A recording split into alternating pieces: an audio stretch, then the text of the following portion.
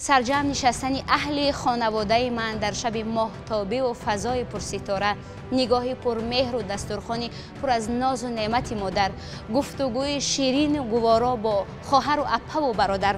این است وطن، آرامش نایاب. سلام و درود گرم و خنده های نرم هموطن، اعتماد به رفیق و دوست و برادر، هوس زیستن و آرزو کردن و نقشه های نو به سر کشیدن، سربلندانه به سوی آینده درخشان قدم نهادن، جوانمردانه خدمت میهن و مادر به جا آوردن.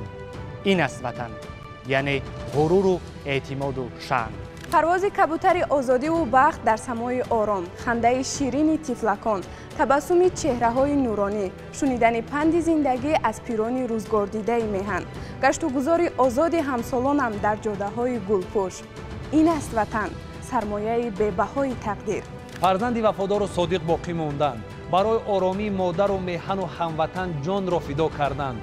در هر نفس، در کار و پیکار و زندگی یاد سرزمین به سر بردن. این است وطندار و قرض فرزندی از آن نمودن. از شکوفاییت، از آبادیت، از آزادیت، از پیشرویت، وطنم تاجیکستانی عزیزم، دلم لبریز آهنگ آزادی است.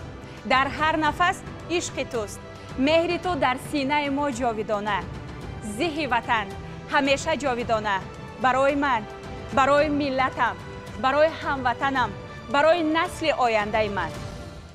وطن من تاجیکستان است، وطنی که بالاتر از همه ارزش‌های دنیاست، وطنی که باد و هوای آب و خاکش در رگ و پیوند من است. در این وطن مادران برای فرزندان خود مهر و محبت هدیه میکنند. ساکنان این سرزمین در فضای آسایشتگی، وحدت و یکدلی زندگی میکنند و با هم دوست و قرینند. در وطن من ترانه صلح و وحدت صدا می‌دهد. کبوتری بخت در فضای آرام و آسوده آن بلند پرواز دارد. ما به یکدیگر اعتماد و باوری داریم، زیرا وحدت و یگانگی در قلب ماست، در رگ و پیوند ما و در سرزمین ما ابدی است. این وطن افتخار و سر بالای من است. من در فضای آرام و آسایشته میهن زندگی بغم به سر دارم. زیرا مطمئنم هیچ گزنده به من و تباری من نخواهد رسید، زیرا وطن من در امن و حفاظت است.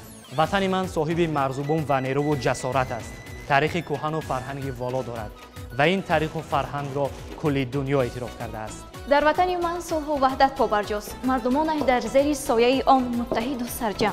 و امروز وطن آباد من جشن دارد، جشن وحدت ملی. 28مین سالگرد وحدت ملی مبارک.